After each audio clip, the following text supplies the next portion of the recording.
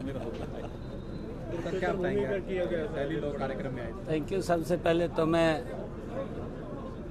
विधि न्यायिक राज्य मंत्री भारत सरकार आदरणीय अर्जुन मेघवाल जी का विशेष तौर से धन्यवाद करना चाहूँगा कि हरियाणा के कुरुक्षेत्र में जिन्होंने टेली लॉ को लेकर के एक रीजनल कॉन्फ्रेंस यहाँ आयोजित की है और इसका एक बड़ा लाभ, क्योंकि आदरणीय प्रधानमंत्री मोदी जी की जो सोच है कि हर व्यक्ति को न्याय मिले, सुलभ न्याय मिले, और उसको लेकर के टेली लॉ के माध्यम से आज जो वर्कशॉप का आयोजन हुआ है, इसके अंदर हमारे CSC सेंटर्स के हमारे एडवोकेट्स और हमारे जो सहायक वकील हैं, एडवोकेट्स हैं, आज उनका ये प्रशिक्षण हुआ है और इसके माध्यम से अंतिम व्यक्ति तक सुलभ और मुफ्त उनको ये न्याय मिले, ताकि कई लोग जो बहुत ऐसे व्यक्ति हैं, गरीब हैं, वो सोचते हैं कि कोर्ट में नहीं जा सकते और उनको न्याय नहीं मिलता, उनके साथ संपर्क करके उनको जागरूक करके कि अगर किसी के साथ अन्याय हो रहा है तो उसको भी न्याय मिले।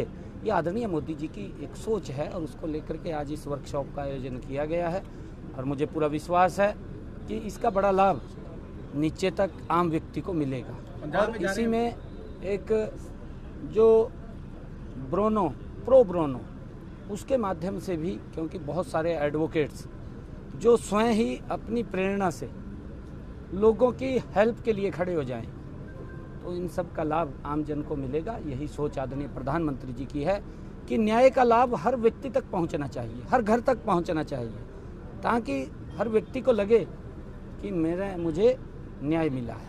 पंजाब जा रहे, पंजाब के एक मंत्री का सुसाइड में नाम आया है, उसको लेकर क्या कल भी आप एक अधिकारी ने सुसाइड कर दिया? नहीं, देखिए, बड़ा दुर्भाग्यपूर्ण है, क्योंकि जो सरकार लगातार इस बात की दुहाई देती थी कि हमारी सरकार ईमानदार है, हमारी पार्टी कट्टर ईमानदार है, हमारी पार्टी के नेता कट्टर ईमानदार हैं, उनका चेहरा जनता के सामने आ रहा है, क्योंकि दिल्ली के लोग समझ गए हैं, दिल्ली के लोगों ने उनको बाहर कर दिया है।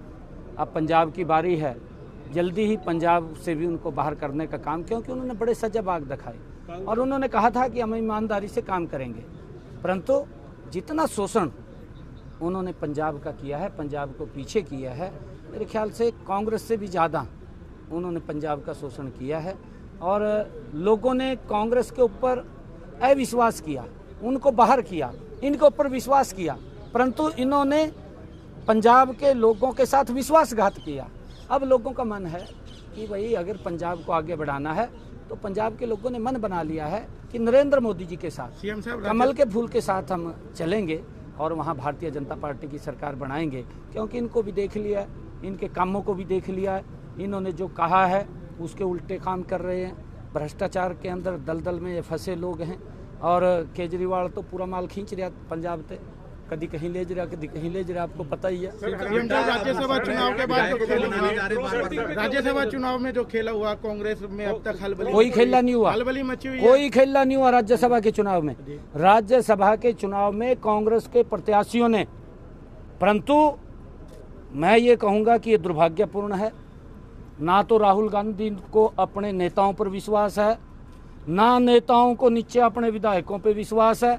आपके सामने है विपक्ष का नेता, 2 बार का मुख्यमंत्री पोलिंग एजेंट बनकर बैठ गया, कांग्रेस का हरियाणा का प्रभारी पोलिंग एजेंट बनकर बैठ गया। भाई जब आपके ऊपर विश्वास नहीं है, आपको उन्होंने वोट भी दिखाया, फिर आप कैसे कह सकते हैं कि खेला हो गया? खेला नहीं हुआ, उनको दिखाया उन्होंने सारा कुछ। हुड्डा साहब मनाने जा रहे हैं अपने विधायकों को अपने हुड्डा साहब जा जाकर मनाने जा रहे हैं बार-बार। हुड्डा आज भी गए हैं, कुलदीप वत्स को मनाने गए हैं, उसको लेकर क्या? नहीं, देखिए, क्योंकि जिस प्रकार का कांग्रेस के अंदर जो अंदर घुल रहा है मामला, ये मनाने से नहीं कुछ होगा, इससे कोई फर्क नहीं पड़ने वाला है। ये आपके सामने है, मेघवाल साहब यहाँ प्रशिक्षण शिविर लगाया कांग्रेस ने, इनको पता है सबको। मैं भी हैरान था, 10 दिन का प्रशिक्षण शिविर लगाई दिया, 10 दिन का। मैंने कहा यो क्या काट डांगे। और राहुल गांधी आया, 1 घंटा भी नहीं रुकिया, रोटी खा के चला गया। क्या बढ़ेगा, कुछ नहीं बढ़ेगा। सर, हरियाणा की आर्थिक आज़ादी के लिए एक गांव एक उद्योग के लिए हम कितना आगे बढ़ रहे हैं? भाई पूरा सरकार इस बजट के अंदर आपने देखा है ना, हर वर्ग के लिए इस बजट के अंदर नई नई योजनाएं हर वर्ग के लेकर के आए हैं। जो प्रधानमंत्री नरेंद्र मोदी जी का विजन है, इस बजट के अंदर साक्षात उसको धरातल पर उतारने का काम हमने किया है। आदरणीय प्रधानमंत्री जी का जो संकल्प है कि भारत 2047 तक विकसित राष्ट्र बनाना है, उस विकसित राष्ट्र में आदरणीय प्रधानमंत्री जी ने जो शब्द कहे थे कि विकसित राष्ट्र तब बन सकता है जब हम किसान को, महिलाओं को और युवाओं को और गरीब का उत्थान करेंगे, तो ये भारत विकसित राष्ट्र बनेगा। हमारा बजट उसी आधार के ऊपर है। ये महिलाओं को भी सशक्त करने वाला है, किसान को भी मजबूत करने वाला है, युवाओं को रोजगार देने वाला है और गरीब को उसको मजबूत उत्थान करने वाला है।